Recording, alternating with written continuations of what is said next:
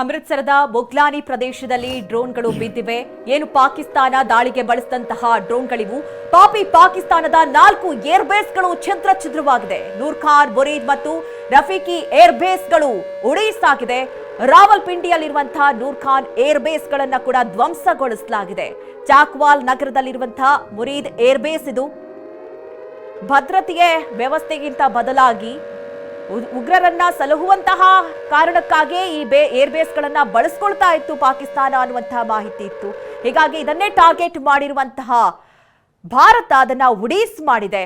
ನೀವೇನು ಗಮನಿಸ್ತಾ ಇದ್ದೀರಿ, ಒಂದಾಗ್ತಾ ಒಂದು ದೃಶ್ಯಗಳನ್ನ ನೋಡ್ತಾ ಇದ್ದೀರಿ. ಇವತ್ತು ಮಧ್ಯರಾತ್ರಿಯಿಂದ ಆದಂತಹ ಕಾರ್ಯಾಚರಣೆ, ಆ ಸಂದರ್ಭದಲ್ಲಿ ಏನೆಲ್ಲ ದಾಳಿಗಳಾಯಿತು, ಆ ಸಂದರ್ಭದಲ್ಲಿ ಸ್ಫೋಟವಾಗಿರುವಂತಹ ದೃಶ್ಯಗಳನ್ನ ನೀವೀಗ ನೋಡ್ತಾ ಇರುವಂತದ್ದು. ಇದು ರಾವಲ್ಪಿಂಡಿಯ ನೂರ್ಖಾನ್ ವಾಯುನೆಲೆ, ಏನು ಏರ್ ಬೇಸ್ ಇದೆ ಪಾಕಿಸ್ತಾನದ ಏರ್ ಬೇಸ್ ರಾವಲ್ಪಿಂಡಿಯಲ್ಲಿ, ಅದನ್ನ ಕ್ಷಿಪಣಿ ಮೂಲಕವಾಗಿ ಭಾರತ ಹೊಡೆದುರುಳಿಸಿದೆ. ಆ ಸ್ಫೋಟದ ದೃಶ್ಯಗಳನ್ನ ನೀವೀಗ ನೋಡ್ತಾ ಇರುವಂತದ್ದು.